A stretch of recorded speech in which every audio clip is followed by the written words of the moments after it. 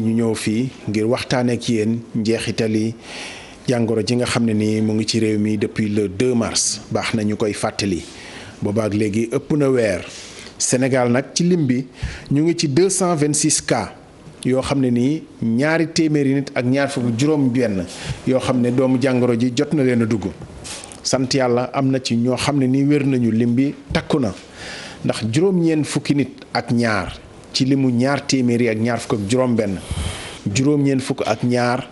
wér nañu ba ñu yeewi leen ci kër docteur ñu ñibbi seen kër di fàttali it ba léegi ne am na ñaar ñoo xamante ne nii jot nañu ñàkk seen bakkan ñu leen di ñaanal fa ñu tëdd woyof ci ñoom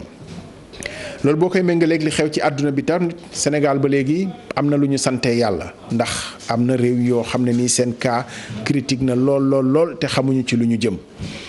waaye fii ci Sénégal nag foofu la ñu fi toll li nga xam ne kay moo fi bees bés bu set mooy li nga xam ne nii mooy dundinu nit ñi ndax xam ngeen ko ñu ngi ci jamonoy état d'urgence ak couvre-feu bi gis ngeen ko yokk nañu ko limub weer démb la waroon a jeex tegaat nañu ci weer couvre-feu boo ko déggee mooy na nit ñi toog jàpp seen jàmbur génn bi ñu wàññi ko rawatina ci guddi gi 20h jàpp 6h du matin yitte amul ci biti nit ñaa ngi ciy taxaw bu weesoo loolu kilifa yi dañoo digle ñu tëj barab yi nga xam ne nit ñi dañu fay faral di dajaloo moo xam barab yi dajaloo àddina la wala sax jënd ak jaay marché yu bari tëj nañu leen waaye it bu ñu ko tëjul it ña nga xam ne nii ñoom la mooy seen barab liggéeykaay gisatuñu nit te loolu yëpp nag am na njeexital ci dundinu askan wi ba tax na gouvernement bi jógee na ndimbal loo xam ne bëgg na ko yët askan wi jëm na ci li nga xam ne waxtaane nañu ko laata ñuy tàmbali suñu jotaay bii nii ñaari ministre yi yor wàllu courant bi ak wàllu ndox mi wax nañu luy gouvernement bi namm gàddul ñenn ci askan wi ndox mi moom ñëpp la ñu koy gàddul ci tranche bu njëkk bi waa courant bi ñi nga xam ne seen facture yées na juróomi junni ci ni ñu ko xamee daal ci première tranche loolu yëpp gouvernement bi dana leen ko gàddul mooy fay facture yi fàttali ñi nga xam ne fay nañu ba noppi jarul ñuy dem di laaj remboursement ndax gouvernement bi da leen koy positionnel tegal leen ko ngir mu dàqee facture bii di ñëw bu nu ca yeggee ñu tegal leen ko ci li nga xam ne moom la ñu war a fay mu teggeeku leen jarul a dem laaj remboursement ñi fayagul moom jarut ñuy fay ndax gouvernement bi dana ko gàddu donc ñu xamee ko noonu loolu mooy mesure yi nga xam ne ñaari ministres yi jaar sànq ci conférence de presse Serigne Mbaye Thiam ak Mouhamadou Makhtar Cissé béral nañu ko ministre Mansour Faye xëy na ci fan yii di ñëw dana béral moom tamit ndimbal li nga xam ne nguur gi yëkkati na ko bëgg ko yët askan wi ci ñi nga xam ne nii seen loxo jotul seen digg ginnaaw wala ñi nga xam ne it mënaloon nañ seen bopp waaye mënalatuñu seen bopp ndax seen liggéey taxaw na te loolu nag jar nañu taxaw ci léegi ndax yëf yaa ngi gën di dem ñu bari seen yitte yàqu na am na njeexital ci économie bi am na njeexital ci suñu dundin loolu faw ñu koy waxtaanee ba tax na tey ñu am mbégte dalaluñu fi waa kër docteur dalaluñu fi ñoo xam ne nii tawat nañu waaye nag ñoo xam ne nii lott nañu la ñu fi dalal te Sénégal bu ñu nee économie bi 90% la ñuy bàkkee ni informel moo ko yor informel bi kon bu lottee boo moytul mu diri li ci des ñu am mbégte di fi dalal ñoo xamante ni ñoom ñoo séq wàll wi ñu bëgg a waxtaanee tey ci sama ndeyjoor Alaaji Massila Gueye Massila di président fédération départementale des artisans de Pikine moom ci boppam di tailleur dinañu waxtaanee wàll wi mu séq ak mboolem artisan yoo xam ne ëmb nañ ko Alaaji Massila Gueye dalal jàmm. asalaamaaleykum wa rahmatullah Ablaye Cissé maa ngi lay nuyu di la remercier bu baax ci invitation bi. di nuyu mbokku téléspectateurs yi nga xam ne ñu ngi suivre ñëpp TFM di kontaan trop ci invitation bi di ñaan yàlla ñu wax fi loo xam ne dina jariñ secteur de l'artisanat bi ñu nekk dina jariñ le secteur informel dina jariñ en général Sénégal yëpp. borom sant mu naqari bi ci wàll Mamor Lo représenté di président comité de gestion marché Petersen marché la boo xam ne tey sax faf dinañ ko ràpp tëj dinañ ci ñëwaat Mamor Lo dalal jàmm. asalaamaaleykum Abdoulaye Cissé ñu ngi lay nuyu di nuyu sama naataango yi fi nekk di rafetlu invitation bi aussi di nuyu téléspectateurs yëpp di profiter rek nuyu suñu mbokk responsable délégué marché yëpp aussi di nuyu waa marché yëpp rawatina marché Petersen di nuyu monsieur le ministre maire Aliou Ndoye ak waa Dakar Plateau yëpp. jàkkaarloo ak yow nekk ci sama càmmoñ Diatta Ndao di RASMOD di rassemblement des marchands ambulants pour le développement Diatta Ndao dalal jàmm bismillah. soso marché Sandaga mun nañ ko waxee noonu dalal jàmm. waaw jërëjëf Abdoulaye ñu lay nuyu bu baax a baax di nuyu téléspectateur TFM di nuyu sama naata yu ma toogal nuyu tamit responsable délégué marchand ambulant yu nekk Sénégal yëpp nuyu tamit suñu mbokki bopp yi nga xam ne dañuy jiital ci liggéey bi di kontaan bi vraiment ci invitation bi di ñaan tamit lépp lu ñu fa wax yàlla nañu yàlla dimbale ba du nekk lu ñuy xeeboo ci barke Cheikh Khadim. Diatta ñu des ak yow marché Sandaga tey bu fa nit waroon a dem lu mu fay fekk tey. waaw jërëjëf Abdoulaye question bi ma laaj dama jàpp ne dafa am solo te bu ñuy tontu ñuy suivre dañ xam ne kii tontu xëy na am na lu mu ci xam lu bare bare ndax marché Sandaga bu ñu fa ñëwee ça fait presque 20 ans wala 21 ans du benn fan. yàlla di ma la ñu nekk ci secteur commerce bi ci yëngu sant yàlla bu baax ma jàpp ne boo tegoon tey marché Sandaga jafe na depuis presque le 22 mars ba président la République décrété couvre-feu ba léegi yëf yi dafa gën a jaxasoo dafa gën a compliqué ñu bëri daw nañ ñibbi seen dëkk ñu mënoon a dem avant ñuy tëj daw nañ. mais couvre-feu bi guddi la. 20h 6h du matin. c'est vrai que jamonoy état d'urgence la ñu nekk. voilà nan la. la journée présentement journée bi boo demee marché Sandaga nu mu doon doxee bu njëkk affaire bi am bu njëkk léegi dañ à 85 wala 90% amatu ko ndax ñu bëri bu ñu tijjee duñ gis ku jaay ndax boo jaayul doo dund boo dalee doo gis ko njëkkoo jaay ndax nit ki dafa jàpp ne ñun ñuy secteur bu ñu nekk il faut ngay xëy di dund boo xëyul doo dund. transport jafe na dem beeg dëkk bi kon buñ nit mënta ñëw rek day jafe pour suñ dund jafe moo tax actuellement c'est très compliqué dans l'heure est grave jafe-jafe yi foo ko natt rek Abdoulaye fu ko Sénégal natt rek mënuñ ko expliquer ñun ñu ngi dund secteur bi nekk ci créneau bi ñun ñoo ko mën a wax nu mu mel Sandaga noonu la mel Petersen noonu la mel ci marché yi nekk Sénégal yépp et ne rawat na tout le secteur informel jafe-jafe bi am actuellement ci Sénégal di ci monde bi yëpp en général dama jàpp ni ñun ñoo ci gën a yëg suñu bopp ndax yaa ngi koy wax sànq ci sa biir introduction 90% des Sénégalais ñu ngi yëngu secteur informel ku yow xëy doo dund bu yàggee nag dana am benn éclatement boo xam ne xëy na ñaanuñu ko yàlla dana gën a compliqué corona bi day rey mais bu yàggee corona xiif ñooy rey te donc vraiment ñaanuñu ko yàlla moo tax dañuy apprécier mesure du président de la République di jël loolu dañ ko saluer vraiment war a décréter benn 69 milliards pour dugal ko ci denrée alimentaire bi je pense foofu bu ñëwaatee après dinaa gën a expliquer. dinañ ci dellu siwaat léegi mais balaa may jàll ci gars yi Sandaga c'est-à-dire tey ndax boutique yi ñu ngi continuer di ubbi nit ñaa ngi toog di xaar yàlla di ubbi en espérant ay clients wala dañoo faf daal di tëj parce que dañu jàpp ni ñu bari sax bi yëf yi tàmbalee ñu bari dañoo dellu dëkk ba. naka la bindoo dëggantaan. ba muy soo commencé le 22 mars presque ba lay le 25 ba le 30 daanaka boutique bi dañ doon tëj boo ñëwee da nga fay fekk moyen mais nit ñi dañoo leen ba toog ba sonn bu ñu xëyee amuñ lu ñu def seen kër yi bu ñu xëyee depuis lundi ba léegi jeudi ba léegi nit ñi bu ñu xëyee danañ ñëw Sandaga mais bu ñu ñëwee duñ gis client ndax day ñëw rek pour bokk système bi ba ñu toog seen kër yi ndax boo toogee bu nekkee borom kër toog sa kër. gis li manque mënoo ci lu bari neexul ci xol moo tax ba ngay génn ba heure bi jot comme que dañ ne 15 heures ñëpp wàcc dafa gën a compliqué ndax mesure bu président jël semaine passée dafa gën a compliqué mbir mi 15 heures tey boo demee Sandaga instant à cette heure là nit ñaa ngi daw ndax presque ñu bëri ñu ngi dëkk ci banlieue bi ñu ngi daw pour jéem a fex nu ñu ñibbee seen dëkkër yi balaa leen erreur fekk ci yoon bi ndax nit kilifa nangu ñu lay dóor te nag bu kilifa joxee ndigal ne heure bi kat lii la ñu war a teg nekk ay charte ak ay loi dama jàpp ne képp ku citoyen sénégalais da nga war a respecter li nga xam moom mooy le président la du joxe lu santaane moo tax actuellement dafa nit ñaa ngi tijji mais dara amu fa y a rien présentement à Sandaga et puis nu mooy je suis bien placé pour wax ndax avant mooy ñëw damay dugg si ak suñu groupe bu Rasmat mais presque ñu bëri ñu nekk si dans les marchés yoo xam ne nekk sax Sandaga dañu may jooy ay problème ni instant yi dañuy souffrir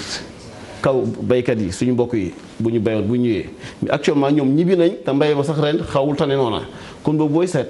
Abdoulaye maa ngi wax devant les Sénégalais l'heure est très grave. Mamor Lo marché Petersen foofu moom faf tëj na yëf yee ko waral te dañoo ne woon dañuy gën a setal sellal ak yooyu fu ngeen tollu dëggantaan marché Petersen ak mbooloo ma nga xam ne moom moo fa doon nekk ban jeexital la yëf yi am ci seen dundin. merci Abdoulaye bala maa ñëw ci question bi vraiment dama ciy am mbégte bu baax mais damay masawu Sénégalais yépp aussi ci coono yi ñu nekkee muy coronavirus bi nga xamante ni moo conditionné ñëpp fu mu nekk nii. bon Petersen nag comme ni nga ko waxee depuis jàngoro ji dugg fa ba léegi bi ñu gisee ne jàngoro ji dugg na biir Sénégal ñu gis kilifa yu bëri jël ci ay mesures le maire Alioune Ndoye aussi jël ci ay mesures au niveau de Dakar Plateau ba amoon ci benn programme lutter contre coronavirus. ci loolu ñun waa marché bi ñëpp toog jàngat marché ci feebar bi ak ni ñu waxee ne noonu lay wàllantee responsable yi dajee waxtaan ci ba ne léegi est-ce que ñun pour le moment du ñu tëj marché bi parce que dinañu sécuriser ñun dina sécuriser également clients yi fii ñëw dina sécuriser waale aussi waa Dakar Plateau parce que nekk na lieu bu sensible bu nga xamante ne nii comme ni ñu wax ne noonu la jàngoro ji di wàllante ñaanuñu ko mais bu fa duggee mën na impacter ci ñu bari. moo taxoon bi ñu toogee ñu waxtaan ci muy waa responsable yëpp Petersen intérieur extérieur yëpp ñu ne léegi bon mën nañu joxe benn mot d'ordre tëj marché bi pour le moment. bon loolu ñu ngi ko defoon c'était le 23 mars. bon yàlla dogal président de la république bi mu décrété aussi couvre-feu bi état d'urgence bi am yeneen mesures yu ñëwaat yeneen dogal yu ñëwaat suñu kaw encore ñu ne léegi dañuy nettoyer marché bi désinfecté ko ci la ñu monsieur le maire Alioune Ndoye nañu léegi da ngeen di jël seen bagage ngeen denc ko parce que fu mu nekk nii aussi jàngoro ji toll na foo xam ne faaw ñu jël ci ay mesures balaa muy gën a ëpp loxo ci loolu aussi ñu takk suñuy bagages yëpp denc ko defe naa ne le 26 ñoom lañ fa jaar dëgër piir table yeeg lépp la fa nekk ñu ngi masu nag vraiment waa marché yëpp. denc bi dencu lan la am barab bu ngeen di jaaye wala fi mu toll nii moom liggéey ba amatul. non liggéey moo amatul actuellement nii denc bi mooy par exemple li taxoon mën a jël leen ko ngeen denc ko mooy pour bañ bagages yi yàqu parce que xam na ne. état dina ñëw nettoyer foofu parce que booba gis nañ sax benn arrêté boo jógee au niveau de préfecture boo xamante dañ ci cité Petersen. bon comme nag bëggul aussi ñun suñuy bagages yàqu mën a jël leen seen bagage ngeen dencal ko seen bopp. après ci lañ takk suñuy bagages ñu ñëpp dencal ko suñu bopp ba mu desoon benn partie bi ci côté rond-point bi yàlla dogal bi nga xamante ne nii ñi war a nettoyer déguerpissement yi ñëw nañu ñoom après nag may lañ leen may ñu jot nañ fa jaxase ay bagages mais finalement ñu may leen ñu jël seeni bagages mais depuis boobu ba léegi ñëpp dañoo faslante suñuy loxo dëgg la nag métti na ba fa métti yem parce que comme ni ñu ko waxee secteur la boo xam ne secteur bu am importance la xëy na nag état gis nañ ne aussi daf ko xaw a bàyyi ginnaaw tuuti ci jàngat bi ñu ci am mais secteur la bu jar a jàppale aussi parce que ñu fa nekk ñëpp ay pères de famille ay mères de famille ñoo fa nekk. ñooñu anañu. ñu ci bëri ñu nga seen kër yi toogaay ba nag du lu leen gënal du lu gënal kenn parce que même man mii di wax yow boobu ba léegi dewuma marché maa ngi sama kër parce que comme ay citoyens lañu dëkk ci réew mi aussi muy gouvernement bi muy docteur yi nga xam ne ñooñu war a faj ñëpp ne toog leen seen i kër yi bon dañuy obligé toog suñu kër yi moo tax aide bi nga xamante ne ni président de la république mu ngi koy génnee ne da koy dimbale askanu Sénégal ne ñu ci sóoraale bu baax a baax a baax a baax les marchands tabliers parce que vraiment sonn na ba fa métti na fa ba fa métti am comme nu ko sama naataango Jaata Ndaw waxee te boobu ba léegi ñu ngi faslante seeni loxo te am na ñoo xamante ni également jamono jooju noonu dafa fekk ñu jënd bagage bees parce que xam nga commerçant rek moom bagage ko gënal denc ci xaalis ci mu fekk na mu jënd bagage bees takk bagage am denc ko yoratul daanaka lu mu dépensé boobu ba léegi muy taaba ñenn ñi léegoo léegi nga gis koo xam ne sax dañ lay envoyé 2000 francs par Orange Money may la ko nga ciy dëbb ci sa kër aussi vraiment jot na état aussi bàyyi xel bu baax a baax ci secteurs yi marché yi foofu nag aussi nekk na loo xam ne lu am solo la aussi ci façon biñ jàngat ñun en tant que responsable que ne war nañ ko defee parce que fu mu nekk ni marché yi xam nga marché bu ci nekk am na ci commune bu mu nekk dinañ ñëw léegi ci ëllëgu marché yi ak nu ñu leen war a taxawoo bu yëf yi jeexee. voilà merci. ma jàll ci Alaaji Massyla président fédération départementale des artisans de Pikine artisans yi nag boo ko déggee dafa ëmb ñëpp moo xam tailleur la moo xam menuisier la moo xam borom mbaaru tëgg bi la ak ñoom ñëpp waaye yow ci sa état tailleur nga. naka la ñu dundee ci fédération bi ngay vice président aussi bu CONAMAS du coordination bi nga xam ne moo ëmb mbooloom artisans yi ak maître artisan yi naka la crise bi amee njeexital ci secteur yi nga xam ne ni moom ngeen ëmb. waaw jërëjëf Ablaye loolu day sawar nañ bu baax sawar nañ lool ci wax ci parce que dañ koy dund nekkuñu président organisation fekk du ci loolu lañ nekk mais wax na nga ko. ñun on est couturier de métier tailleur la ñu. ba pare jiite fédération départementale nekk vice-président confédération nationale nekk aussi secrétaire général adjoint ci secrétaire général association des couturiers du Sénégal cellule Kër Massar ñuy jiital suñu wax sax si le ministre de l'artisanat suñu tutelle moom la ñu waroon njëkkee nuyoo. ak le président Diop le président de l'union des chambres de métiers Issa Dieye le président de la chambre de métiers de Dakar ak président organisation yëpp di nuyu waa FEDAP bu baax fédération départementale bi ñu jiite. li mu impacté Ablaye ci secteur de l'artisanat dafa bari parce que secteur de l'artisanat nekk na secteur boo xam ni comme ni nga ko waxee économie informelle lim ci joué dafa bari parce que économie Sénégal 97% économie informelle la. te 97% yooyu 46% ay artisanat la kon on ne peut pas développer un pays sans passer ci secteur de l'artisanat mënul sax nekk ñun suñu jàngat bi njëkk mooy chaque jour dañ koy wax fu ñu dem dañ koy wax considération bi parce que il faut ñu xam ñun li ñu yor lan la ñun ñu ko yore xam nañ ko xam nañ impact bi et tout mais autorités yi nekk ci suñu kanam considération bi ñu war a jox ci secteur de l'artisanat nañ ko gën a yokk ndaxte moom mooy pilier bi nga xam ne ci nga mën a jaar pour développer pays réew yu bari ci lañ jaar bon industrialiser seen secteur boobu ñu amoon ay entreprises yu ndaw ñu def ko ay semi-industrie pour dem ci industrialisation développement foofu lay jógee suñu paree ci loolu ñu jëm ci fi nga xam ni mooy ci coronavirus bi lim ñu indil couvre-feu bi ak état d'urgence ñun li nga xam ne moom la ñuy liggéey souvent day nekk deuxième position nit ki dina bëgg lu mu dundee lu mu lekk ba pare kon boutiquier yi jaay peut-être dinañ jaay Ablaye Cissé tey bu amee ab ñawam ci chez Massyla Taïba Couture pour mu dem jëli ñaw bi dina xalaat mais est-ce que li may jëlee ci sama ñaw bi est-ce que du dama war a jënd ceeb ak diwlin teg ci kër gi moo gën a wóor parce que éventuellement ci suñu kanam xamuñu lu fa nekk loolu moo tax secteur de l'artisanat waxuma sax dem ak service minimum mais dafa taxaw carrément parce que doo gis koo liggéeyal soo amee sa commande duñu ko jël si. dëggantaan nit ñi ñawlootuñu. nit ñi ñawlootuñu ñi ci tane tuuti ci secteur bi peut-être tuuti mooy peut-être les mécaniciens parce que am na oto yi daw te tuuti rek laa mën a wax. mais ñeneen ñi ci des dafa taxaw.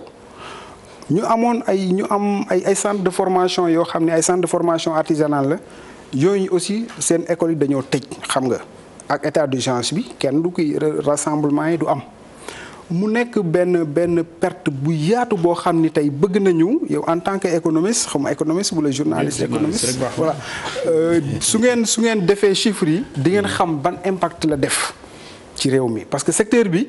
wax naa ne. waaw mais yéen kay war ngeen a xam yéen ban jeexital la am ci seen secteur bi yéen ci naka ngeen ko nattee. ci membre yi ñaata soo jëlee fu ma ne kii sa département rek Pikine. c'est-à-dire activité bi naka la fa taxaw bi. naka la mel. xam nga pour ñu natt ko économiquement loolu peut-être dina jafe mais dañuy xam. parce que tey comme ni ki waxee dañuy am ay groupe WhatsApp yoo xam ne ci la ñuy nekk ñun dépassé nañ sax groupe WhatsApp parce que groupe bi ñu am WhatsApp 250 personnes atelier yi nit ñaa ngi xëy apprenti yi yewi nañu leen wala ñu ngi ñëw ba léegi. naka la atelier yi ci boppam naka la mel tey. apprenti yi yeewi nañ leen. man jëlee atelier couture yi rek. ça fait 10 jours tey sama atelier ubbeekuwul te bëri naa ci morom.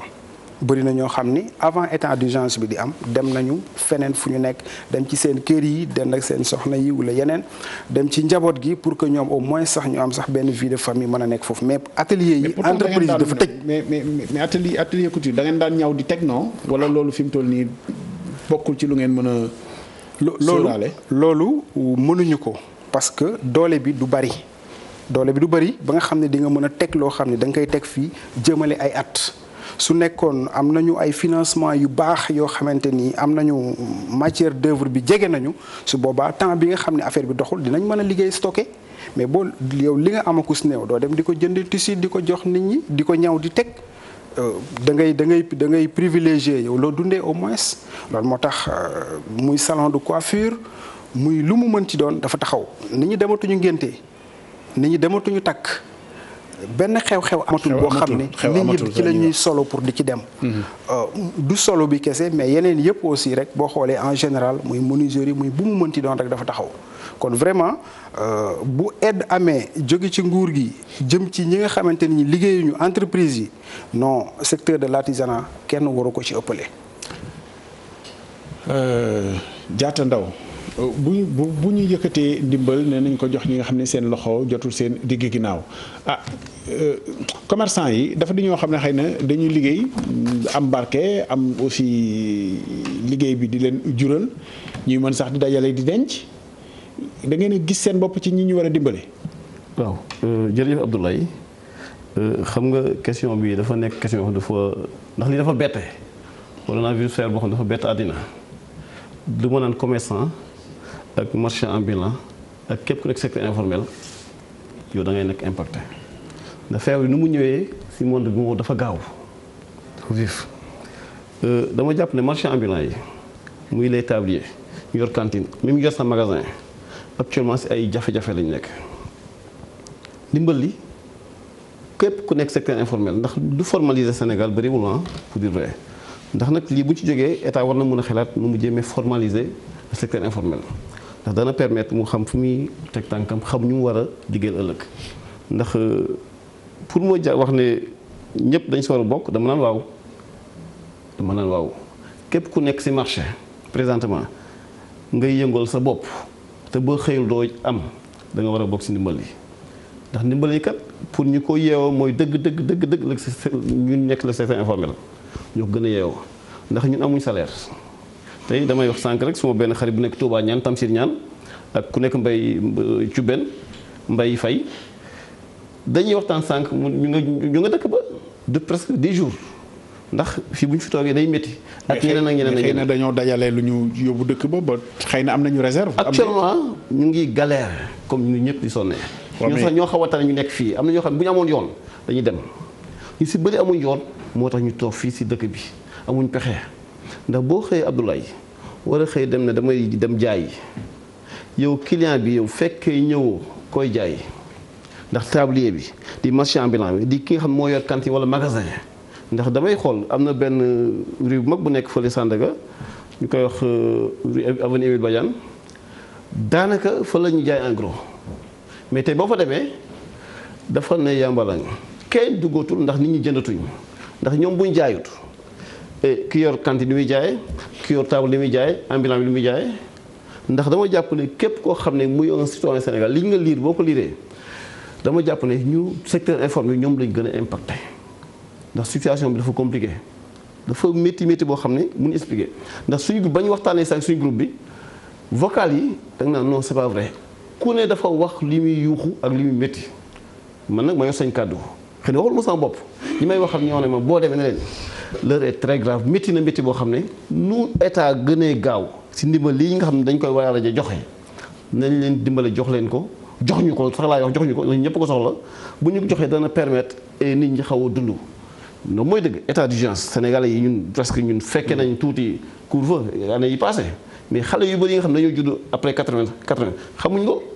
moo tax dama jàpp ne lii sénégalais yi ñu si bëri lañ koy dund boo xam ne mënuñu ci expliquer kon boobu Abdoulaye ma waxaat encore une fois dama koy répéter l'heure est très grave. mais dund gi xëy na mënuñ ko ci wekk ndax du dundin bu du ndimbal loo xam ne nii ndimbal lu durable la ndimbal la rek pour ñu passer moment yu difficile yu njëkk yi ndax xëy na li état bi di dimbalee doo ci dépensoo weer te gis nga couvre-feu bi yokk nañu ko weer yeneen matukaay transitoire moom ngeen am tey pexe bi. xam nga secteur informel ñoom d'habitude xaaruñu dara ci état ñoom dañoo yàgg a liggéey te bàyyiwuñu xel état di daan seen doole te bàyyiwuñu xel état du joxe dara bañ jël si dara ñoom lañu la yàgg a dundee ñun moom buy sañoon liy jeex ñu demaat suñu liggéey. moom la ñuy bëgg loolu la ñu ñaan wax dëgg yàlla li nga xam moo fi nekk gu mais yëg nga ni yokk nañ ko weer yokk nañ ko weer ci couvre-feu bi si am nañ information yooyu ay perspectives yéen yu dal seen xel la wala dafa gën a waaw dafa gën a métti ndax bu ñu ko yokk weer mais nag lu ñu naan naam faju amul prix wër amul prix nit ki lépp loo mun def si àddina boo amul santé amoo dara ndax nag corona bi dafa nekk balaa nag ay pexe moo koy dindi mooy benn nañ ñaan te jëf li nga xam mooy le code docteur li ñu santaane ñu jëfee ko mais tamit li nga xam mooy dund bi tamit nañ si bàyyi xel vraiment le secteur informel mu ñëw Ablaye xam nga séddale bi yaa ngi koy junj sànq boo mooyee ma l'argent rapidement séddale bi dafa am solo ndax on a 553 communes bu ñu xalaatee ne communes yi dëgg la am na solo le maire Aliou Ndoye ñu ngi tàccu démarche yi muy def au niveau de la commune de Plateau franchement ndax mu ngi teg 1400 cantines teg ko au niveau de personnes pour recaser les marchands tabliers de Plateau loolu vraiment dañ koy tàccu yeneen maire bu ñu ko defoon ñëpp dañ koy rafetlu ma jàpp ne buñ ne les maires yi ñoo ko yor loolu dëgg la mais damay ñaan maires yi nga xam ñoo nekk Sénégal nañ si boole marché yi nga xam dañ nekk seen communes yi les délégués ñëw bokk si commission yooyu dana mën a gën a dimbali mbir ndax ku mel ni Mamoul ak man mi mu xëyee chaque jour marché lay nekk ba 20h man la laa xam si quartier bi xam fa dara kon boobu fekkee dañ ne képp ku bokk si quartier bi rek loolu dana jafe moo tax dañuy wax.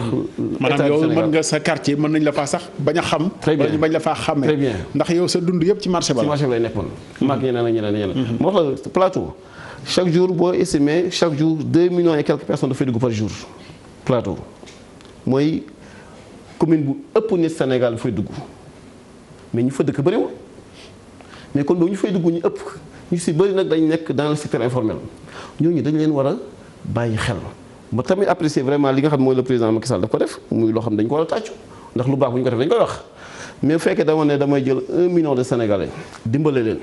mu ne 500 et quelques mille ñoom ñoo bokkoon bourse familiale. ñooñu dañu nekk apte directement loolu dañ koy tàcc ñu def 400 et quelques mille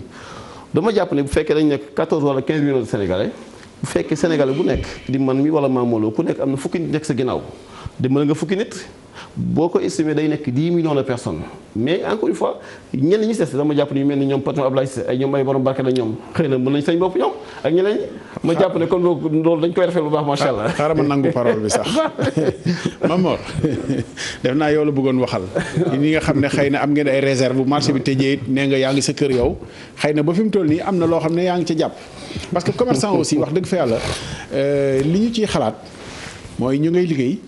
di am lu ñuy denc yaakaaruñu salaire mais am nañu bénéfice yoo xamante ni ñu ngi denc ba su mel nii su amee xëy na ñoom soxlaaluñu kenn dara est-ce que dañ leen war a sóoraale dëggantaan ci ndimbal gi est-ce que yéen seen yitte nekkul rek ci na activité gaaw reprendre ba ngeen dellu ci li ngeen nekkoon. waaw te bañ a séentu xanaa ñu leen di yokkal dara ci gafa gi. waaw question bi am na solo trop comme ni nga ko waxee ndimbali moom. jàpp naa ne secteur bi ñu nekk ñun kenn gënu leen ci yeey comme ni nga ko waxee ci commerce bi parce que wax naa la léegi na la ñun ñu ci gën a bari bu ñu jaayee bu ñu xëyee dañuy xëyaat dem jëndiwaat bagage parce que commerçant ki marchandise mu bari moo ko gënal xaalis ci poche te yu mel ni nga xam ne day ñëw brusquement comme ni ko Diatta waxee dafay fekk kenn ku ca nekk li nga yor ci xaalis bagage nga ko def toog ci kër ga toogu ñàkk pexe la ñu toogee ci kër ga moo tax ndimbal bi moom. ñaata temps ngeen mën a tenir. actuellement nii. fu mu ne nii kay dañoo lase xam nga li gars yi da wax dañoo lase nem dañoo fu mu ne nii gis nga fu mu ne nii saa bu ñu xëyee dañuy ñaan yàlla coronavirus bi gaaw génn Sénégal parce que xam naa ne ñëpp sonn nañ Sénégal yëpp sonn nañu mais ñun ñoo gën a sonn parce que li tax mooy comme li ma la ko waxee tout à l'heure dañoo toog te toogaali wuñu ak dara moo tax ndimbal yi ñuy dégg nii aussi comme ni ko jaata waxee foofu laa bëggoon a kii ci sànq bi may wax sax ne bu ñu orienté nit ñëpp ci quartier yi ci chef de quartier yi parce que ñi nga xamante ni ay marché lañu ñooñu nañ leen retasé ci communes yi ci maire yi parce que maire yi ñoo xam ñoo mën a identifier ñi nekk ci marché yi ñu waxtaan ceeg délégué yi mën a xam aussi ñi nekk ci marché yi. mais boo demee ci quartier yi tey da nga ciy gis ku laaj ci commune ba en tant que commerçant ba pare dem laaj ci quartier ba de. non yaakaaruma nag ne loolu aussi dina yomb. genre looyee xam nga li tax du yomb mooy Abdoulaye. quartier boo dem ambulant yi marchand commerçant yi quartier chef de quartier xamuñu leen. fu mu ne nii da ngay gis ñu nga xamante ni même si buñ soxlaa domicile dañuy laajte kër chef de quartier ba parce que miinuñu quartier bi marché la ñu xam te commune ba ñu nekk aussi la ñu xam donc bon li ñuy ñaan état aussi mu bàyyi xel ci loolu ak li su ma naataango jaata souligner que ne li nga xamante ni mooy commune Dakar Plateau li mu absorbé ci marchand tablier commerçant et tout bu fekkente ne ni aussi état dafay jël ndimbal yi jëm ci yooyu jëmale ko ci commune bi na sóoraale aussi que ne population bu baree bari ñoo nekk ci secteur bi. beneen bi ci topp mooy comme jaata wax na ko li ñu gën a yitteel dëgg ndimbal li ci la bokk mais na coronavirus bi gaaw jeex ñu organiser waat ñu delluwaat ci suñu place yi liggéey. loolu mu ñu gën a intéressé xëy na comme ni mu ko waxee le maire Alioune Ndoye mu ngi ciy def nag vraiment jéego yu am solo. yéen waa marché yoo xam ne tey. waa marché biir réew yi dinañ leen mere de yéen a ngi ci maire Alioune Ndoye ak marché ak mairie Plateau rek man commerçant yi Sénégal yi laa bëgg ngeen toogal fii. d'accord fa lañ jëm si fa laa jëm si nii fa laa jëm si parce que fu mu nekk nii le maire Alioune Ndoye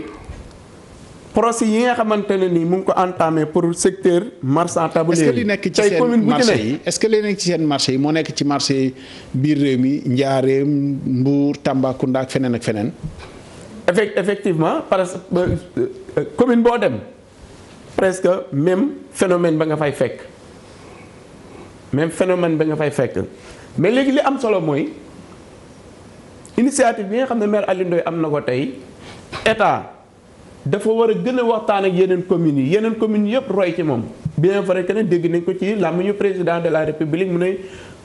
maire yëpp waroon nañu roy ci maire Alioune Ndoye parce que boo xoolee tey jaata wax na ko léegi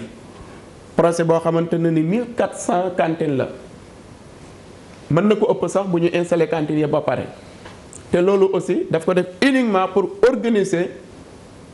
phénomène bi nga xamante ne ni mu ngi ci territoire yi encombrement bi. léegi yeneen marché yi comme dafa toll aussi ci dayoo yi nga xam ne marché yi nekk biir Plateau am nañu ko marché traditionnel yu mag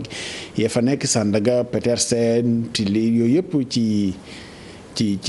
périmètre Dakar Plateau bi la xëy na loolu tax na aussi dayoo yi marché yooyu am moo tax loolu mën a nekk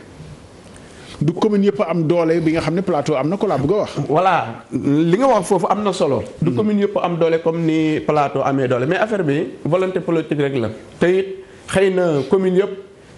bu ñu demee tey ba commencé jéem état dafa war a ñëw rejoindre leen jàppale leen gën leen a doole ci loolu noonu parce que secteur bi comme ni ñu koy waxee rek même commune yi li ñuy def noonu dañuy état bi la ñuy dimbalewaale ci benn côté mooy. que ne ñu ci bëri ku ci xas ba dugg rek dañ ciy gis sa bopp ba nga xamante ne ni comme ñenn ñi ni ñuy coowee ay grève ak ay amuñu liggéey yooyu noonu yëpp doo ci bokk. parce que boo commencé liggéey moom yàlla dina la defal sutura ba nga xam ne di nga mën sa bopp. moo tax fi ñuy waxee sànq ñu ne même bu lii passé aussi nañu gën a bàyyiwaat xel gën a organiser waat affaire bi ba kenn ku ci nekk mën a delluwaat ci activité am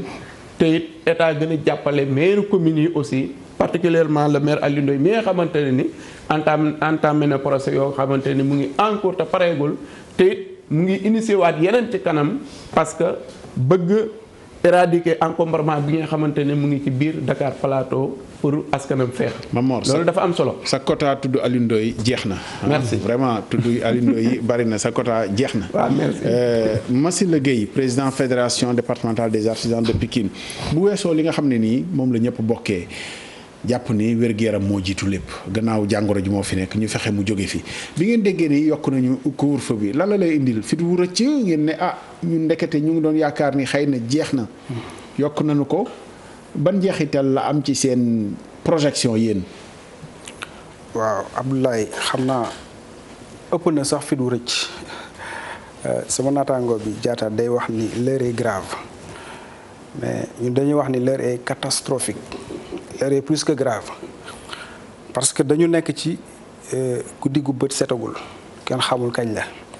dañu dégg couvre-feu dégg ay état d'urgence ay 12 jours lay am ainsi de suite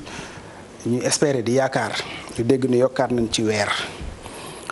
ñu dégg loo xam ne dafa jëm ci secteur bi ñu nekk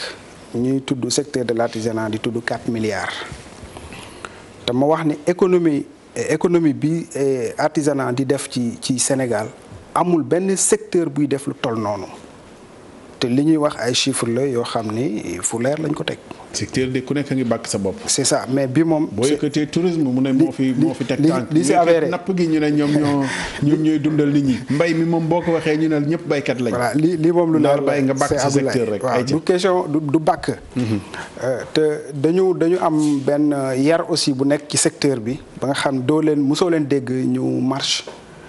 mosoo leen dégg ñu sànni xeer mosoo dégg ñu taal pëna mais am na benn révolte nag bu bees bu nekk ci ñun kon il faut que ñu dégg ñu junj moom doy na borom xel balaa ñuy egg foofu bëgguñu ko kon nag nañu kii dinañuy remercier bu baax mesures yi nga xam ne président de la république jël na ko son excellence mais léegi-léegi li ci grave mooy mbir mi du egg ca ña ko moom xam nga dinañu wax ni nii dinañ def ci lii dinañ def nangam milliard dinañ def mais du egg ba ci ñi ko xam ne ñoo ko moom te ñun nag bu fekkee dañoo organiser wu ba am organisation départementale am ay organisation régionale am organisation nationale. am confédération des maîtres artisans du Sénégal am ay genre yoo xam ni sax ay COPAS ay organisation la yoo xam ne juste pour lenn loo xam ne. lu ñu naqari la ñu jóg taxaw foofu pour wax ko kon ñun organiser wu nañu léegi nit ki comme organiser wu na fa mu war a jàngee métier jàng na ko ba mokkal ko mais kooku pour nga wax ak moom pour nga dimbali ko mais c'est facile yomb na comme bonjour mais yow da nga ma téléphone ni Massila dama bëgg nga ñëw émission bi n'est-ce pas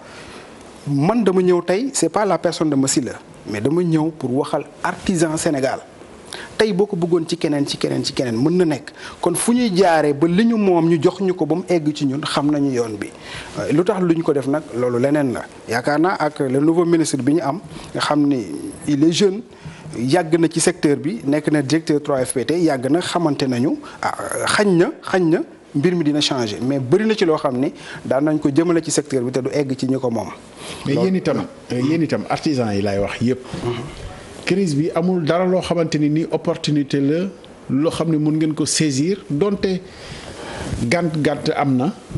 mais am na leen noo xam ne mun ngeen ko taxaw réorienté wu ba mu doon njariñ. kay loolu am na loolu xam naa mënuñu wax ba jóg te waxuñu ci parce que bu nekkee côté couture bi ñu nekk masque yaa ngi ni ñu koy dégg masque yi li gën a yomb xanaa ci àdduna ci kuy ñaw mooy ñaw masque. yow tey bu ma la formé woon nga mën ñaw machine tuuti rek buñ la joxee masque nga ñaw ko lu tax ñu koy jéggaane bitim réew nan ñu wax ban tissu moo ko war a def bu nekkee dafa am ay normes yu ci war a am ñu wax ñu ko ñun mën nañ ko defar waxuma la sax defar ko pour Sénégal mais mën nañ ko defar pour sous-région bi mën nañ ko defar exporter ko yóbbu ko feneen su ko defee ñun suñu manque à gagner boobu peut-être dina wàññeeku ndax li ñu doon toog lépp duñu liggéey suñ ne au moins côté tailleur yi moom mën nañ defar masque yi mais beneen métier ñu xool lan lañ mën a def beneen su nekkee am na. mais ku jógal sa bopp di ko def kenn du la tere lan la moo tax mënoo leen ci jóg pour defar ko bu ko nit ñi soxlaa. waaw d'accord xam nga tey mën nañ ko defar ñoo ngi koy sax defar mais est-ce que normalement normes yi ci war ñoo ngi koy def. est-ce que je sais pas. am na ñuy wax ni masque yi bon c'est pas diable parce que juste salive ki feebar bu mu egsi ci yow bu dee loolu la ñun mën nañ ko dañ koy defar ñoo ngi koy defar mais mën nga gis genre tissu boo xam ne peut-être c'est impropre. yaa ngi wax sànq organisé wu ngeen am ngeen ay structure xëy na loolu lay jëriñ aussi structure yooyu bu ngeen ci tolloo ñu dox ko ak kilifa yi ñu certifier leen après ngeen xool lu ngeen ciy def. structure yooyu loolu lay jëriñ ndax ñun man fédération bi ma jiite muy FEDAP fi mu ne ñoo ngi nekk di confectionner ay masques te buñ ko paree woon dañ koy jël may ko ay institutions wala ay hôpitaux et quelque chose comme ça yooyu léegi tey bu nekkoon dañ ci am appui dañ ci bu nekkoon non am na ñu koy jaay mais ñun yi ñu programmé pour def ko moom dëgg-dëgg dañ ko def pour jàpp ci xeex coronavirus mu jóge fi sax dara rekku ci di activité la parce que activité la li nga xam ne ni moom ngeen daan def activité la mais li nga xam ne moom lañ programmé loolu dañu programmé pour joxe ko peut-être dina gën a yaatu mu nekk loo xam ne lu ñuy jaay la mais tey état buñ ci accompagner woon ñu wax ci ak le ministre de la santé mu ne nii la war a demee nii ñoom ñu xool lan ñu mën a jàppalee ci matière d'œuvre bi pour ñu mën a am tissu bi lu yomb mais mën nañ ci liggéey lu dul jeex. te loolu yow yëgoo ni am na benn jéego boo xam ne am na ci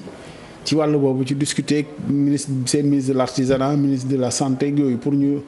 xàll yoon boobu. bon yëguma loolu man li ma ci jot a yëg daal xam naa ni le directeur de l'APDA maa ngi koy saluer de passage Pape Amady Ndaw wax nañ ci téléphone pas plus tard qu'hier barki démb muy expliquer ni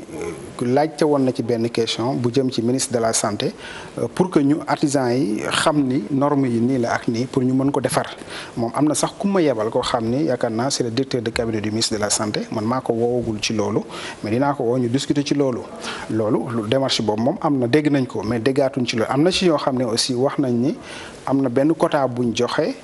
ko ñenn ñoo xam ne war nañ ko liggéey mais comme li ñuy wax rek dañuy fekk par exemple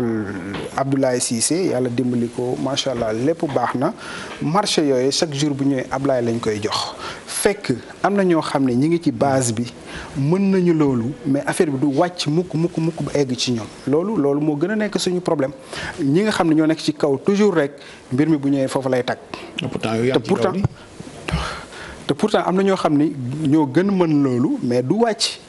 bon ay marché gré à gré lay doon doo xam nañ koy tuddee mais ñuy xam di sóoraale ñi nga xam ne daal ñi ngi ci suuf te potentiel baa ngi foofu compétence yaa ngi foofu kon lan moo ñuy manqué tuuti accompagnement rek pour ñu mën a réussir marché yooyu. mais tailleur Sénégal pour ñu ñëw masque yoo xamante ni day dem feneen ci àdduna bi ce n'est rien du tout wax naa la xale bi nga xam ne 6 mois la def ci atelier bi sax boo ko wooyee pour former pour ñëw masque mën na ko def.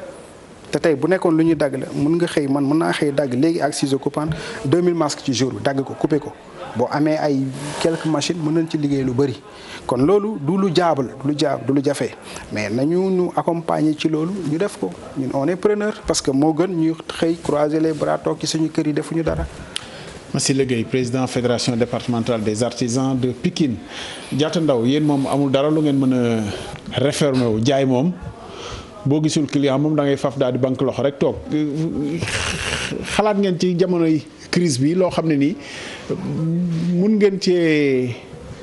mun ngeen cee jàpp daal ba bañ a yaakaaree kenn. waaw ñu ngi xalaat xam nga yàlla fa def suñu secteur bu ñu nekk temps baa ngi dem de. dañuy xalaat baax a baax. loolu yàlla bindee moom.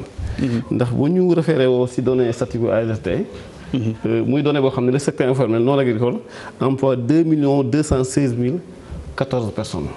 bu ñu ko énuméré si yeneen points yi xam ne secteur informel lu muy dugal dafa bëri bu ñu ko finalisé day nekk 600 milliards boo xam ne secteur informel dana ko dugal si réew mi chaque année xëy na mën a yokk actuellement ñu ngi xalaat mais day jafe nga xalaat te sa biir dëgërut ndax ñi sant Sall comme ñoom sant Aline Sall bu sa biir feesu dox mën a xalaat boo amee ay problème doo mën a xalaat presque dama jàpp ne ku ne yaa ngi toog di càmbar ban solution ngay proposé ba lii xëy na mu am quand même aboutissement je peux dire moo tax corona bi li ñu wax rek moo nekk loo xam ne tey presque monde bi dama jàpp ne 45% des pays de ce monde am nañ problème bi presque ñu nekkul confinement bariwut kon confinement boobu dama jàpp ñu Sénégal presque ñuy confinement amagul nag à 100% mais booy dund loo xam ne xëy na amoo solution confinement la. 45% weesu na ko fi mu toll nii presque dajal na àdduna. voilà ok dama doon rafetal. moo tax xalaat bu ëpp solo mooy nu ñuy def ba xeex jàngoro bi nit ñi nañ toog seen kër dëgg la mais ak nan tey damay jàpp ku mel man locataire laa man weer wi dee na keneen locataire la mais locataires yi ñoo gën a ëpp pression ñëpp ndax weer dee borom kër gi xamul de da nga koy fay. Mamor jot ngaa denc dara nag yow tamit nag. Ablaye dégg nga ma ne Mamor Ablaye li ñu denc feebar dafa bette. lu ñu denc. non man koy wax ji yëpp mooy. lu ñu denc Ablaye ndax am na ñoo xam ne yéen a leen gën a. Ablaye nekk prioritaire. parce que loolu la aussi. xam nga bu lépp matewul. foog ñu xool ci suñu biir nag. ñi ko gën a yittewoo. ndax am na ñoo xam ne ñoom ba dara du loon dara sax fekku fi dara. Ablaye boo ma bàyyi rek mu leer dama ne. li nga wax nii dama ko dégg bu baax a baax présentement booy seet dañ naan am na ñu ko gën a yittewoo Sénégal actuellement bu ma jàpp naa ne ñu koy yittewoo ñoo bari ndax ñi may waxal la bari ñi may woo di ma wax ay problème yooyu bari te man lañ may wax lu ma ci mën a bari wut yéen am naa ci xalaat bi mooy daal yi nga xam ne état daf ko war a mettre en place nañ ko teg ci loxo yi nga xam ne danañ tafal ay comité yoo xam ne dana am transparence totale ñu bañ ko def bii bukki bii sàmba bii njuur yooyu doon am loolu kenn du ko nangu de ndax yooyu bu ko amee xam naa li ma gént man état war na maa ngi xalaat mu jëm ci confinement li ma gént man loolu laa gént man état d'urgence waxoon naa ko avant la fin ne woon naa état d'urgence dina am toog nag sama njaboot wax ci ñoom ba amee ñu bëri nañ ma dëgg la mais tamit li ma njort depuis semaine bi ñu génn confinement xalaat naa ne dana am Sénégal balaa boobu nañ yàlla na feebar bi jeex tey foog na am nañ 4 cas mu jumul na 4 cas dem am nañ 3 cas bërki dem am nañ 12 cas xëy na cas yi ñu ngi gën a wàññeeku mais ni président def tëj frontières yi oto demut avion naawut bateau doxut dana permettre ñu mën a tëju suñu biir kër suñu biir néeg càmbar feebar bi li nga xam ne ñoom ñoo ne am cas yi ñu jéem leen faj ba ñu wër bu ko defee dana gën a yombal liggéey moo tax dama jàpp ne 1 mois bi ñu def nii dana métti de mais day indi njëriñ ëllëg yàlla xam ne Abdoulaye gis nga lii bu jeexee dañuy dugg ci beneen monde la ñu duggaat monde bi day changé ndax fekk dëgg laa wax nag ñaaw-ñaaw yi bëri na lool ci monde bi nit ñi bëgg a jàpp sañ place ba place yàlla te yàlla kenn la amul beneen yàlla ci àddina moo tax ñun ñëpp dañu war a delloo suñu xel jàpp ne ay doomu aadama lañ waxuma jullit de ay doomu aadama lañ ngay jullit ngay catholique ngay leen nga jàppee sa bopp doomu aadama defi fu doomu aadama jox ma kenn conseil mais li nga xam ne moom laa dégg waroon xam xëy di wax loolu moom la ñu war a càmm la ñu war a sukkandiku fexe ngir yàlla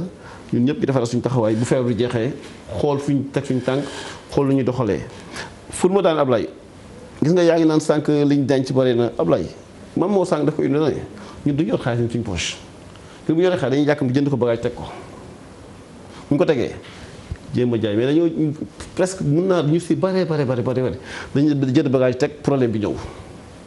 koy jaay. Ablaye mais yow tey soo toog costume jënd costume yow instant yi loo dundee nga tal keneen ak noonu mais boo amul loo dundee nan ngay solee yére wala ngay ñawlu wala ngay def leneen moo tax actuellement yëf yi métti lool mu fekkoon en temps normal ñun du ñu soxla lenn ci état ñun dañuy doxal suñu bopp dundal suñu bopp di góorgóorlu suñu bopp. mais problème bi moo ñëw moo tax actuellement ñëpp jaaxle kon nag dañ nekk ay njiit nag au niveau national ku ne di ñu woo di ñuy wax suñu problème mais day rafet ba nga ñu invité nii ñu wax ak Sénégalais yi waxal le président la wax ak autorités yi ñu comprendre ne cri du cœur boobu ñuy wax ñun dañu ko yónni yóbbante nag boo ko ñëwee ba si kër ga nga war a jooy yóbbante ba muy sa médecin ba ne damaa feebar ñëw ne feebar bi dama koy nëbb ëllëg bu la feebaree yaa ko def kon boobu dañu am benn feebar boo xam ne dañu ko yóbban nañu koy wax beneen bi dama ko war sax damay masawu damay jaale ñu jaale fa nga ko xam femme boo xam ne dafa génn àdduna mooy femme bi bu jógee àdduna keroog dama ko xam nii dama ko xam nii moo tax ma gëm ne feebar bi dëgg la chaque jour damay confirmer feebar bi dëgg la am na Sénégal yoo xam ne gëmuñ feebar bi mais femme bi fi mu toll nii nag def naa romb nañ dama ko femme bi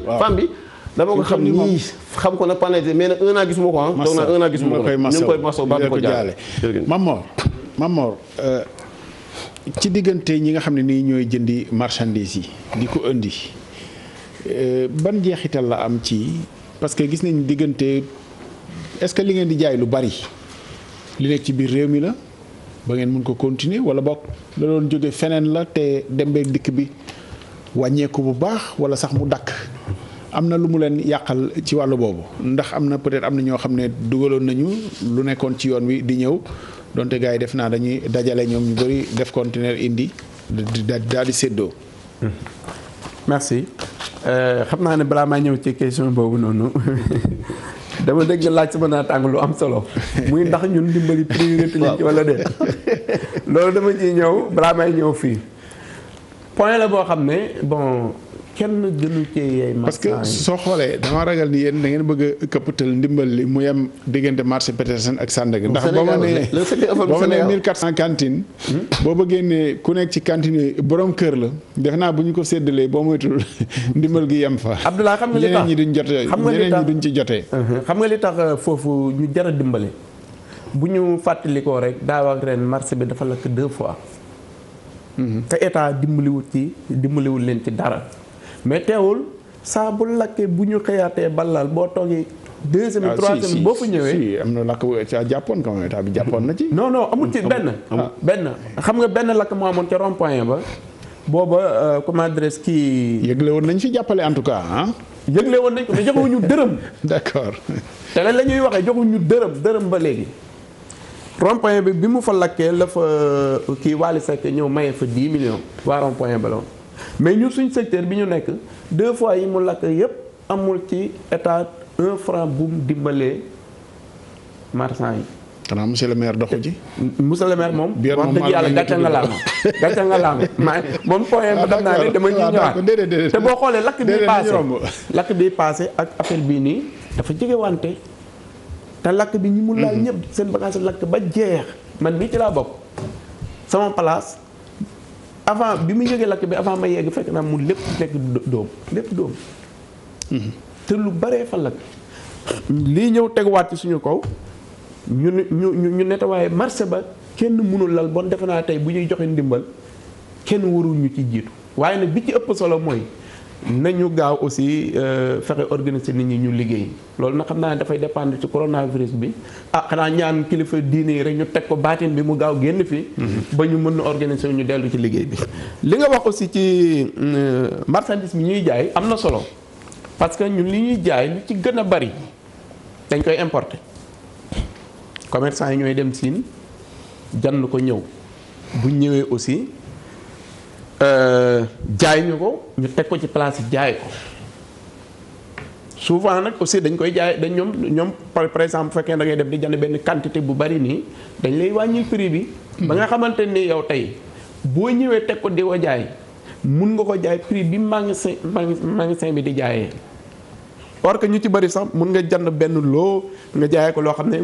client bu demee bi ci biir magasin bi mënu ko am client bi loolu da koy jaaxal parce que. dafa yaakaar ne li ngay jaay moo baaxul li ngay jaay ak li ci magasin bi du benn fekk marchandise bi ngay jaay moo nekk ci biir magasin bi mais dafa am lenn lu ci am aussi ñoom magasin bi boo xoolee location dafay seer trop da koy teg ci prix bi. emploi ba muy am da koy fay chaque weer da koy teg ci prix bi patente yi muy fay et tout courant et tout da koy teg ci prix bi yow nag am na nooy jëndee ci moom la muy teg ci prix yow mën nga dagg di ci am dara. te doo yegg moom fam lay jaayee moo tax ñu ci bëri dañuy yaakaar ne marchandise mi du benn mais marchandise bi ñiy dem Siin ñoo ñuy jaay bagage ñu écoulé ko wala ñoom sax mun nañu jënd dara ñëw mu dëgër ci seen biir boutique ñu woo marchand tablier bi ñëw ne ko kaay mu wàññi la boo mën a jënd quantité bi yépp bu fekkee nga yor xaalis mu wàññi la ko daggal la prix bi moom na jotaat xaalisam rek. mais tablier dañ foogoon ni ndorteel rek waaye mel ni am na ñoo xam ne dañ ciy sax ci loolu duñ bëgg sax jàll ci leneen. waaw parce que xam nga liggéey moom daanaka comme da nga ciy wut pour am ci dara boo demee ba gis na yaa ngi ciy am dara daanaka da ngay concentré wu foofu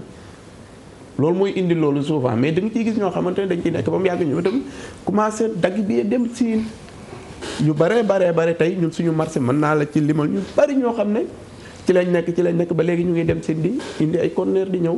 am na ñoo xamante ni sax dañuy bàyyi dem ubbi magasin yi nekkaat ci beneen étape formelle bi yooyu yëpp da ciy am moo tax mu nekk secteur boo xam ne dafa jar a dimbale parce que dafa am solo wax ngeen ko sama ñaar naataango wax nañ ko li ñuy contribuer ci économie réew mi joxe nañ chiffre sax jarul ma ciy dellu si waat mais nekk na loo am importance beneen bi ci tax Abdoulaye nga may ma ko rek mooy ñu nekkaat ci beneen point bu xaw a sensible muy au niveau de Dakar Plateau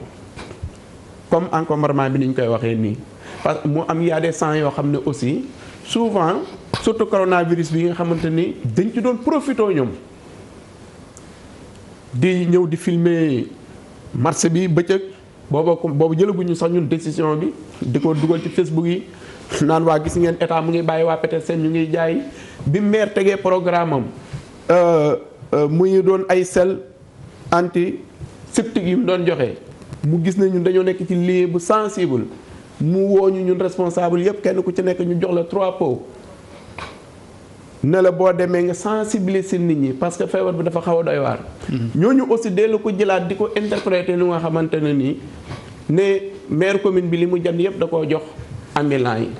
li mu jëndoon ci jumtukaay yi jëm ci coronavirus bi yëpp da koo jox ambulant yi te loolu fekk c'est faux. ñooñu aussi il faut ñu dénoncer leen parce que dañoo bëgg jël secteur bi def ko seen fonds politique. parce que ay politiciens la ñu nga xamante ni bon xëy na dañoo bëgg commune bi wala leneen. boobu nañ bàyyi foofu moom nañ génn foofu non parce que nag dañoo sonal. waaw mais dañoo sonal trop moo tax. moo tax ñooñu moom. boobu du waxtaanu tey. waaw d'accord. Massila merci Massila ñu xuus ci bu ñu génnee ci lii xëy na am na loo xamante ni vraiment séntu ko ëllëg pour même bu dog-dog amee nit ñi. mën a am ay prox ndoll yoo xam ne fa la ñuy nekk jaar ca ba jàll ci leneen c'est-à-dire lan la ñuy mën a def ci secteur artisanat bi xam nga chaque fois débat bi ñëw mooy artisans yi fi ñu nekk ñu yëkkati leen yóbbu leen feneen occupation anarchique yi menuisier yi ci artisans yi lañu menuisier yi tey dafa ne ci dëkkuwaayu nit ñi lañ nekk te loolu yëpp amul njeexital vraiment amul mujj naka la ñuy def boobu bu ñu jógee ci lii nag jàngat ci loo xam ne day jëmale dëkk bi kanam. damaa jël exemple menuisier yi rek mun naa ne mécanicien yi mun naa jël même tailleur yi sax léeg-léeg ñëw ba xaaju guddi nekk ci koñ yi ak yooyu loolu aussi bokkul ci cadre de vie boo xam ne daal mën na jëm kanam. te buñ jógee ci lii xëy na war nañu mën a xoolaat suñu bopp bu baax. loolu c'est vrai loolu am na solo ci loolu dañuy njëkkee sax ci li nga wax rek mooy côté location bi nga xam ne tey artisans yu bëri nañ ci am problème ay chef d'entreprise yu bëri nañ ci am problème. bu ko leen fayee loyer yi nit. bu ko état lijjantiwul. ah déet état nee na facture yi moom mu ngi ciy jàpp. waaw facture yi. facture ménage yi la ñu wax sax de. waaw facture nag ndax facture atelier yi bokk na ci. facture ménage yi. mais entreprise yi. ñi nga xam dañuy fay location fekk ay liggéeykat la ñu te liggéeyuñu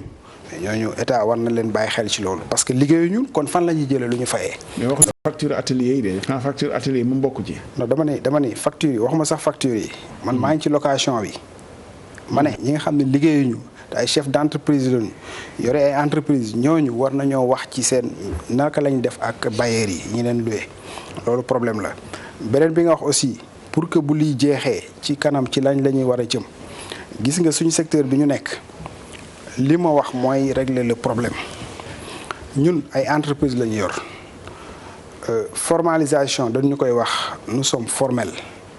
parce que ak la fédération ak organisation yëpp li ñuy njëkkee mooy sensibiliser les artisans pour que ñu dem wuti ay papiers yi war ci ñoom ñu formaliser wu ñu légal lu ñu war a fay vis-à-vis ak état ñu koy fay kon ñooñu bu ñu paree ci loolu nag doo leen bàyyi rek ci mbaar mi ñuy dóor ak a daaj nañu essayer yóbbu ci semi industrie pour que ñu dem ci industrie loolu gis nga moom mooy soqali le secteur loolu mooy soqali réew mi parce que tey da ngay toog tailleur bi jàng métier ba mokkal ko def 3 ans 4 ans 5 ans de formation mokkal dem jënd machine am à 150 000 teg ci koñ bi wala ñaari machine am yaayam jàppale ko dafa teggi natt je sais pas voilà mu am entreprise am bu ndaw nekk ci di góorgóorlu mais kooku bu demee ba mën a am juróomi machine juróom benn machine fukki machine lépp kenn fekk ko ci lépp loxoom la amul ku ko ci jàppale ci loolu mais état nag war na xool ni kat kii tey bu ma ko jàppalee mu jógee ci artisanat dem ci industrialisation kon jóge na ci point A dem ci B. ainsi de suite ainsi de suite ñun foofu la ñuy xaar état. parce que xam nañu li ñu yor lan la wax naa ko daan nañ am jafe-jafe wu xam kan mooy kan mais léegi ñun li ñu yor xam nañ ko du ñu ay jaayil am na jàng nañu ba xam tuuti xam nañu yoon wi ñu nekk kon li nga xam ne moom la ñuy laaj ni fii lañ bëgg ñu jàppalee ñu ci ñoom war nañu mën a reconnaître loolu fekk suñu ci foofu. damay remercier bu baax de passage le directeur de l'apprentissage mooy Ousmane Adama Dia moom mi nga xam ni mi ngi jéem lu bëri lu jëm ci secteur bi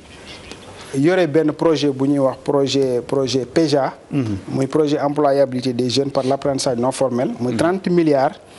Banque mondiale financé ko État Sénégal financé ko mu jóge ci Banque mondiale mu jëm ci secteur bi moom mu am yéene ci loolu sax. yëkkati ci dara dimbali ci artisan yi nga xam ni déposé woon nañ ay questionnaire ci loolu. loolu kon fekkoon na fi lii daal. loolu feebar bi moo fi fekk projet bi moo fekk projet bi léegi nag moom mu yéene jël ci loolu dimbali ci artisan yi loolu lu ñuy saluer la parce que c'est pas la première fois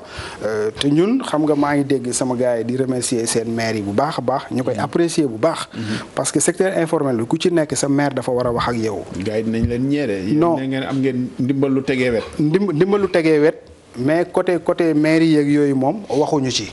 parce que ñun nag amuñu taxaw di remercier koo xam ne defaluñu dara. mën nañ bañ a sànni xeer kenn mën nañ bañ a wax kenn lenn mais c'est parce que da ngay koy def ñu wax ko defoo ko ñun on s'abstient ñu téye suñu bopp. kon nag bu ko le directeur de l'apprentissage defee di jéem ci luy dimbali secteur bi xam nga dañu koy wax te am na ay direction yeneen yu fi nekk am na yeneen institution yu fi nekk kon ki ko def moom la ñuy wax loolu 30 milliards xam nga bu jëmee ci secteur bi ci yenn corps de métier loolu c'est quelque chose loolu lu ñu saluer la. loolu ak état Sénégal ñoo ko def moom mi ngi yéene pour jël ci loolu wax naa ni dimbali secteurs yi ndax xam na ni fi mu ne nii ñoo ngi ci état d'urgence ak couvre-feu liggéeyatuñu comme ni ñu ko bëggee woon kon yéeneem jooju dañ koy apprécier mais li ma la wax daal moom mooy régler suñu problème mooy ñu jógee point bi dem fee ñun li ñu mën ñoo ngi koy def mooy mokkal métier yi organiser wu di dimbalante ci suñu biir di s'entraider di def ay formation sax entre nous nga xam ne kii mën na ko bii te kee mënu ko ñu woo kii ñu xam nga ñun dañu li ñu mën lépp ñoo ngi koy def en quelque sorte mais la main de l'État loolu moom moo ñu mën a jëlee fii yóbbu ñu fële te vraiment ñoo ngi koy tànnal loxo moo ngi ci yoon bi nag moo ngi ci yoon bi moo ngi def ay pas mais dañ koy xeeb nañu xam ne ñun li ñu yor daal moom mooy mbir mi bu ñuy joxe fee ñaar ak ñett ak ñeent war nañ joxe fii fukk dégg nañ ay stade yu ñuy tabax ak yeneen xam nga baax na.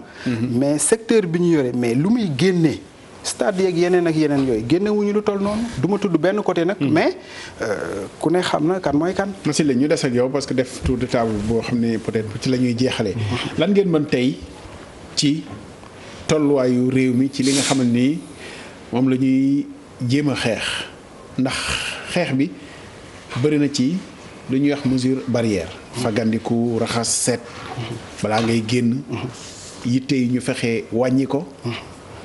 mais lan ngeen ci mën a contribuer ñu ngi doon wax sànq sax ci gants yi ci masques yi par exemple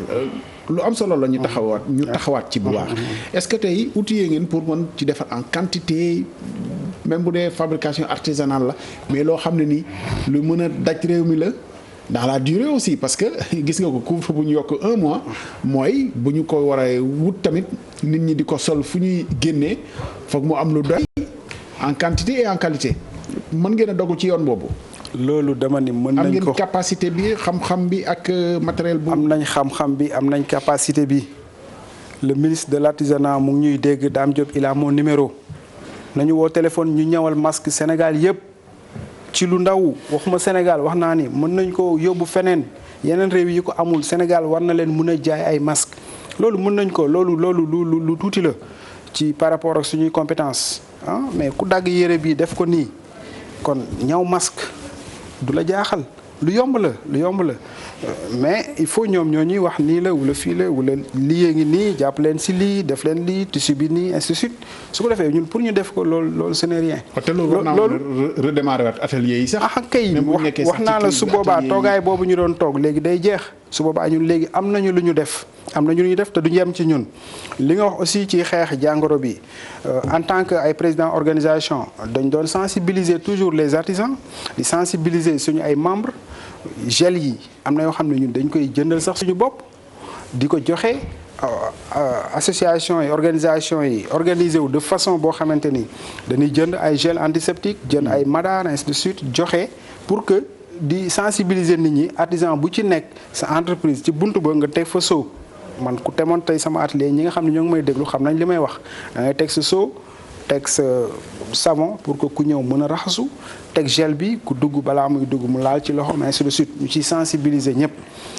état d'urgence dañ koy respecté couvre-feu amul benn entreprise boo xam ne dina toog ba 19 heures passé te du tëj léegi sax wàññi nañu parce que ñu bëri ñu ngi ci marché yi te bëri na ci marché yoo xam ne 15 heures ñun leen da ngeen di arrêté. Massila Gueye boo nekkee chef d'entreprise. gis nga ci directive président de la République bëgg na dimbale unité économique yëpp. waaye aussi ku nekk am na loo xam ne warluwaay la nee na nit ñi bu ñuy yewi seen i salariés donte secteur informel ngeen nekk xam nga am na ñoo xam ne nii bu ñu dul salarié ci ni ñu ko tuddee. loo xam ne salaire la am ngay apprendre yoo xam ne di nga la am na loo leen jox weer wu dee. est-ce que mën ngeen jàppale est-ce que unité économique yooyu aussi mel ni atelier yi ak unité artisanale mën nañoo jàppale état bi ci wàllu boobu aussi bañ a libérer salariés yi pour que wala boog même bu ñu leen nee ñu toog ñu fay leen ci li nga xam ne ni moom la état wax ci droit 80% de salaire bi ñu assuré ko pour mën a aussi am ci ndimbal li nga xam ne moom la après jot ndax affaire yi jokkalante la daal. jokkalante d'accord loolu am na ay peut-être am na ay entreprises yoo xam ne mën nañ ko mais nous les entreprises artisanaux mënuñu loolu parce que dañuy fay nos emplois à la tâche. da ngay liggéey li ñu fay la lii. pas de travail pas de salaire. pas de travail pas de salaire. da leen defal na gars yi tamit ay contrat nag. xam nga foofu la fi commencé aussi. d'accord loolu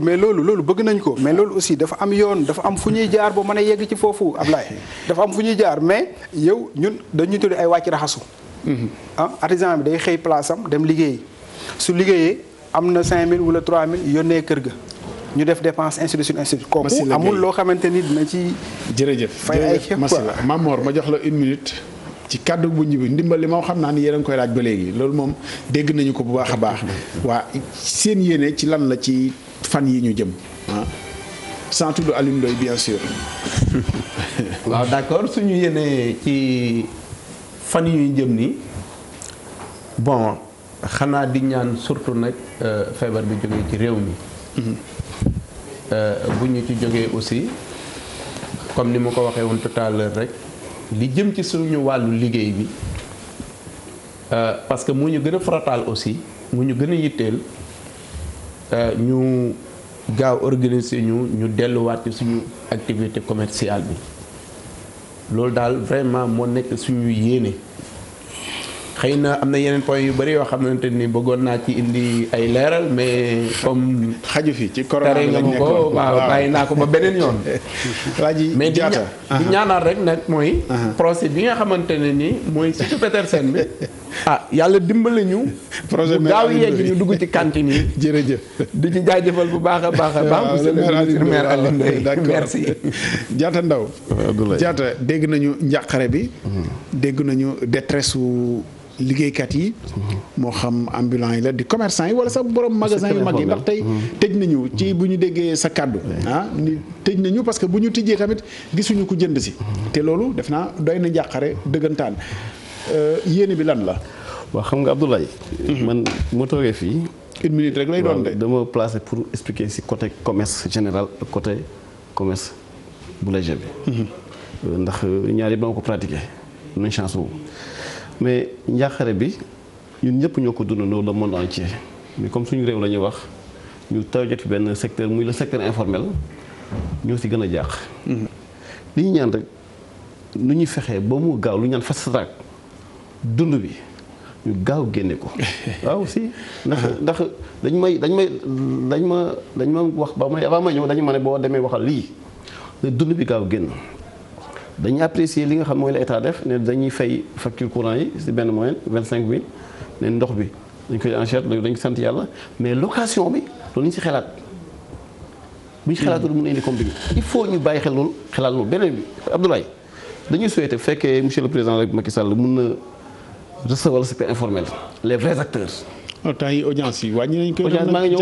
ñëw ak confinement bi yooyu kay Ablaye maa ngi ñëw xam nga tey. wax nañ daje yu bari sax. maa ngi ñëw rek Ablaye. gis nga 4 avril démb défilé sax amul. gis naa lépp rapidement waaw damay tënk mais xamul tax